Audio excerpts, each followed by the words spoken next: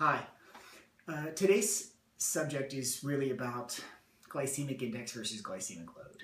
And this whole subject, I really want to talk about blood glucose because it's very important. 1 in 4 Americans right now, they say, are pre-diabetic. What pre-diabetic means is your body's starting to build up insulin resistance. So they're really talking about type 2 diabetes. Type 2 diabetes is where your body has become so insulin resistant that you require insulin to help you process your glucose and absorb foods.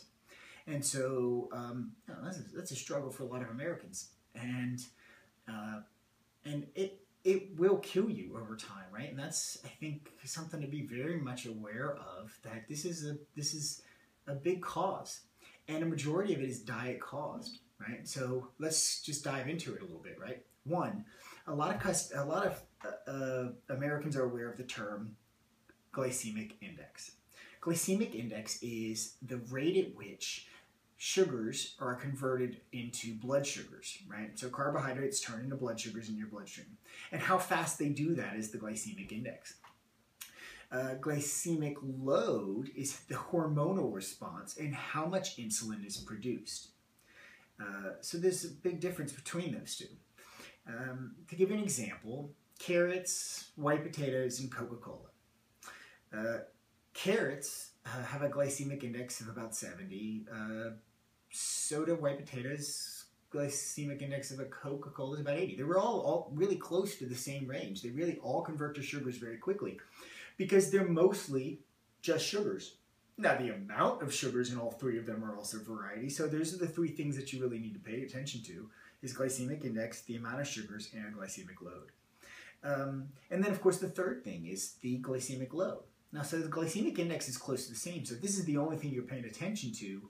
All three look bad in a way, right?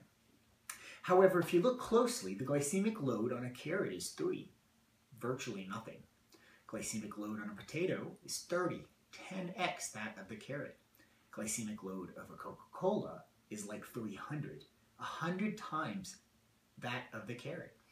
That's how much insulin is produced. And sometimes things like white bread and bagels and all kinds of things have an insanely high glycemic load, so much insulin is produced.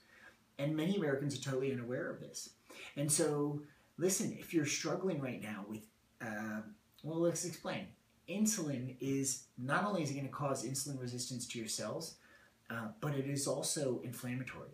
So anybody struggling with inflammatory disease of any type, and I tell everybody this all the time, there's 2 things related to every disease, and it's like stress and inflammation. If you can reduce stress or reduce inflammation, you help almost every single disease. If you increase stress or increase inflammation, you make almost every single disease worse. So anyway, if you want to study more about this, I highly encourage Al Sears and the Zone Diet. He's built a diet based off anti-inflammatory, sort of away from glycemic load dietary advice. There's lots of stuff you can do on your own. You can Google all the list yourself. If there's common known foods that you think that might be causing you to have insulin production, and this is a struggle for you, I would highly encourage you to avoid these things. And I